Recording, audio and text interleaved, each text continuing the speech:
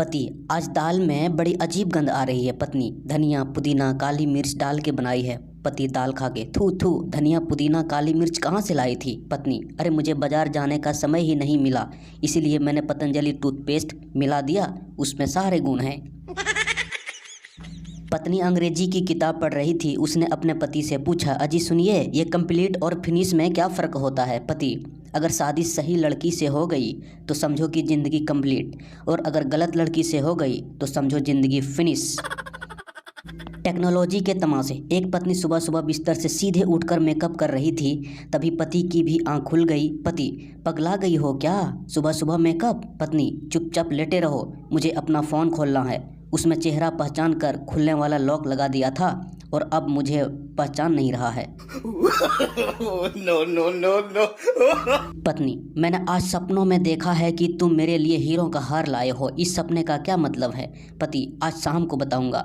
शाम को पति ने एक पैकेट पत्नी को लेकर दिया। पत्नी ने खुशी खुशी पैकेट खोला तो उसमें एक किताब निकली। किताब का नाम था सपनों का मतलब।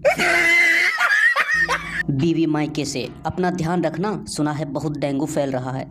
पति सिर पकड़ के, मेरा सारा खून तो तू पी गई थी, मच्छर क्या रक्तदान करने आएगा।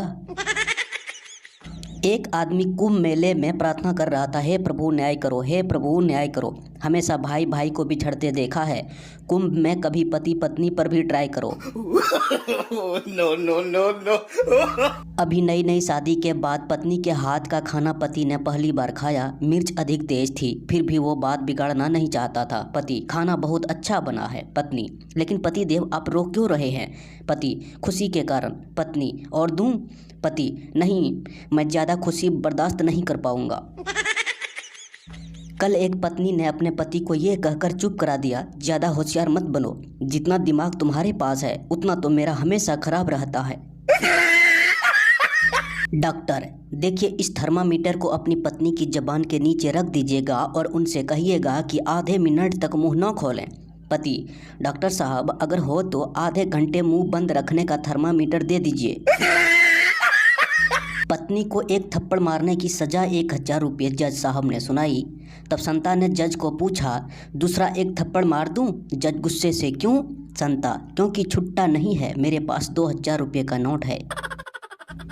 संता, बुरा न मानो होली है कहकर मेरे पड़ोसी ने मुझ पर रंग फेंका, कुछ दिन बाद मैंने उस पर बम फेंक दिया था। बनता, वो क्यों।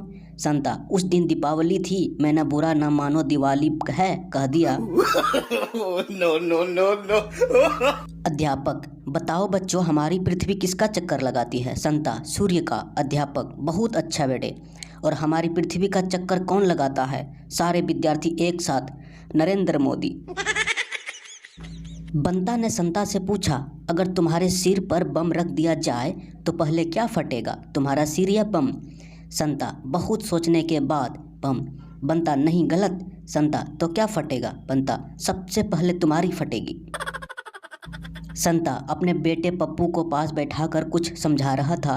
संता, देख बेटा, पप्पू शराब गुटखा सिगरेट और लड़कियां हमारी जान के दुश्मन हैं, इनसे दूर रहना चाहिए। पप्पू ने जवाब दिया, जो अपने दुश्मनों से भाग जाए वो मर्द नहीं नामर्द होता है।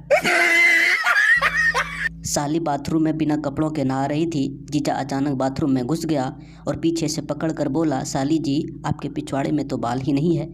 साली पिछवाड़ा देखकर बोली, जिस सड़क पर ज़्यादा गाड़ियाँ चलती है ना, वहाँ घास नहीं होते।